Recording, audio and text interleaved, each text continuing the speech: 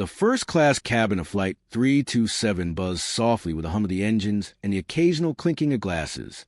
Passengers scrolled through tablets, adjusted their seats, or chatted in low tones. Sarah, a young flight attendant with tired eyes but practiced smile, moved carefully down the aisle. Every gesture of hers carried a quiet professionalism, but anyone looking closely could see the exhaustion behind her eyes. She stopped beside a passenger seated near the window, bending slightly to offer him something to drink. "Excuse me, sir," she said gently. "Can I get you anything to drink or perhaps a snack?" The man shook his head kindly. "No, thank you. I'm fine for now." Sarah smiled politely and turned to leave, but he hesitated, glancing at her with concern. "Are you sure there's nothing I can help you with?" Sarah quickly nodded, insisting. "I'm all set, though. Really, I'm fine. Just doing my job." But her voice wavered ever so slightly. The passenger watched her walk away, sensing that something wasn't quite right. Further down the aisle, a sharp voice cut through the calm. "Finally, I asked for coffee 20 minutes ago, and when you brought it, it was barely lukewarm." Sarah turned, her heart sinking. Patricia Wellington, an immaculately dressed woman in her mid-50s with a platinum membership tag, clipped to her designer bag, glared at her as though she had committed a crime. Sarah hurried over, bowing her head slightly. "I apologize for that, ma'am. Would you like me to get you a fresh cup?" Patricia rolled her eyes dramatically. "Of course, I want a fresh cup. That's what I just said, isn't it?" Sarah swallowed her pride and spoke gently. "I'll need to brew a new pot, so it just might take a few minutes." Patricia leaned back, her lips curling into a sneer. "Are you making excuses? I shouldn't have to wait for basic service. This is ridiculous. I have flown first class on this airline for years, and I've never experienced such incompetent service." Sarah felt her chest tighten. "Ma'am, I'm really just trying my best. Your best isn't good enough." Patricia snapped, raising her voice loud enough for other passengers to glance over. "Where's your supervisor? I want to speak to someone who actually knows what they're doing." Sarah's cheeks burned with humiliation. But before she could reply, a calm male voice from across the aisle interrupted. "Excuse me, but maybe you could give her a break. She's clearly having a difficult day, and she's doing her best to serve everyone professionally." Patricia turned her icy glare on the speaker. "And who exactly do you think you are to interfere with my conversation with the staff?" The man, a tall, composed passenger in his 40s, looked back steadily. Just another passenger who thinks people deserve to be treated with basic respect. Patricia laughed bitterly. "Respect? I have every right to expect proper service when I'm paying for it. Her personal problems are none of my concern." The man's gaze didn't waver. "Look, everyone has bad days. A little patience goes a long way." Patricia's nostrils flared. "I don't need a lecture from some random passenger about incompetent service. If she can't do her job, then she shouldn't be here." At that moment, Richard, the head flight attendant, appeared. He was tall, sharp-jawed, and carried himself with an air of superiority that instantly made Sarah's stomach sink. "What seems to be the problem here, Sarah? Are you causing problems again with passengers?"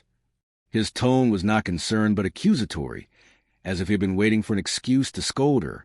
Sarah stammered, No, sir. I was just trying to." Richard cut her off and turned to Patricia with a charming smile. "Ma'am, I sincerely apologize for any inconvenience my staff members caused you." Patricia's face softened instantly. "Finally, someone with actual authority. Your employee here has been making excuses and providing substandard service. This is embarrassing to the airline." Richard turned back to Sarah, his expression cold. "You're making us look unprofessional in front of valued customers. I've told you before about your attitude problem. You need to get your act together immediately, or you won't have a job much longer." Sarah felt her throat close. She tried again to explain. "I was just trying to. I don't want to hear any of your pathetic excuses," Richard snapped, loud enough for others to hear. "Just do your job properly for once." Sarah's chest ached. Her eyes filling with tears she struggled to hold back. I need to... excuse me," she whispered before slipping quickly toward the galley, desperate to hide her shaking hands. Richard turned to Patricia with a polite bow. Again, my sincere apologies. The problem has been handled. Patricia smirked.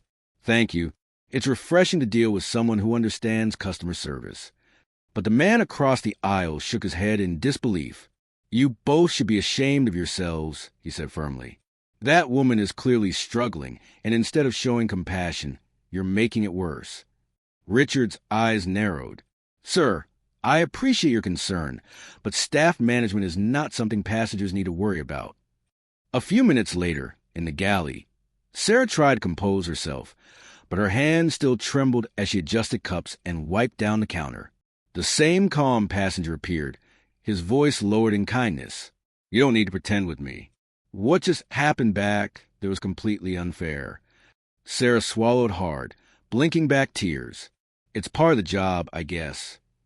The man shook his head. No, it's not. That was abuse. Plain and simple. Sarah sighed heavily. Richard, he's been making my life miserable for months. Nothing I do is ever good enough.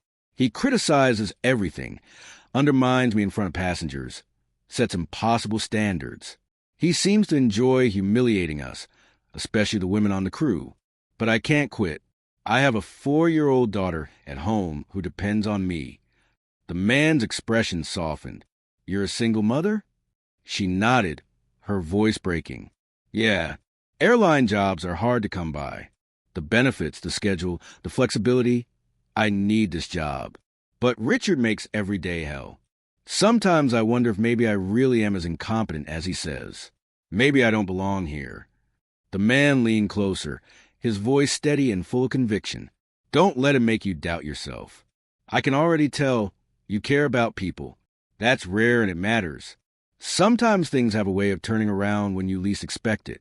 The right person, showing up at the right time, can change everything. Don't lose hope just yet. Hold on to your dignity. You deserve respect. Sarah stared at him, confused but strangely comforted. You talk like you know something I don't. He only smiled faintly. Maybe I do. Before she could ask what he meant, Patricia's shrill voice pierced the air again. Hello? Where's my fresh coffee? I've been waiting forever. Sarah flinched, quickly preparing the pot. I'm working on that right now, ma'am. I apologize for the delay. Patricia's response was venomous. Working on it? What exactly have you been doing all this time? This is ridiculous. I specifically requested fresh coffee, and you've been ignoring me. This is the worst service I've ever had. Sarah tried to keep her voice steady. Ma'am, I understand your frustration, but... Patricia cut her off. No, you don't understand anything. You're providing substandard service and making excuses for your incompetence. I demand to speak to someone in charge. This is unacceptable. Richard stormed over again, his face thunderous. What's the problem now, Sarah? Ma'am, what has she done wrong this time? Patricia pointed at Sarah as if she were a criminal. She's been ignoring my requests, making excuses, and providing terrible service. I've never been treated so poorly. Richard shook his head, glaring at Sarah.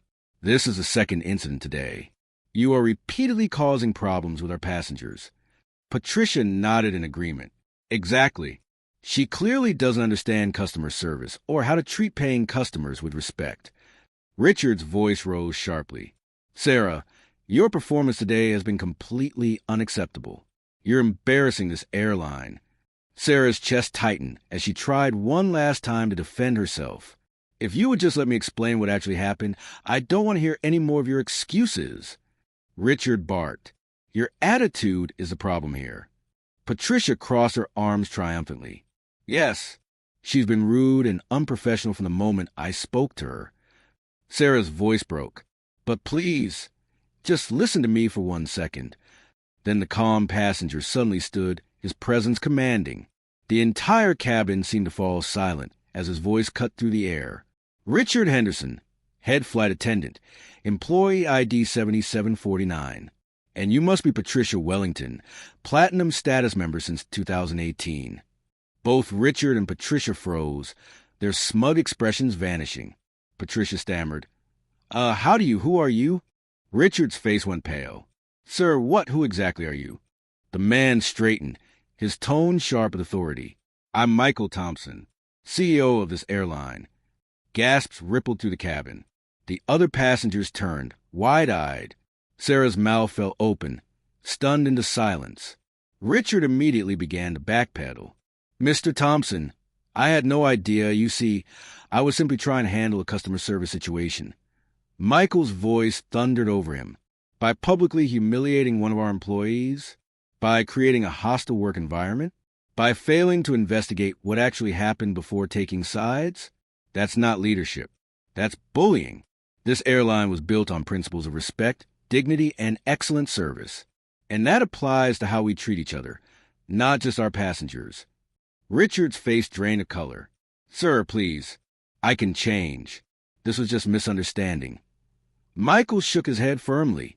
There's no misunderstanding. I saw exactly who you are today. You're terminated, effective immediately upon landing. Patricia sputtered, her eyes wide with panic. Mr. Thompson, I was just expecting proper service. Michael turned his gaze on her. No, what I witnessed was bullying. You were demeaning someone who was trying to help you. That is not the kind of customer we want representing this airline. You are permanently banned from flying with us. Your platinum status you're spending, it means nothing compared to the respect we owe our employees. Patricia's face turned red with rage. You can't do this.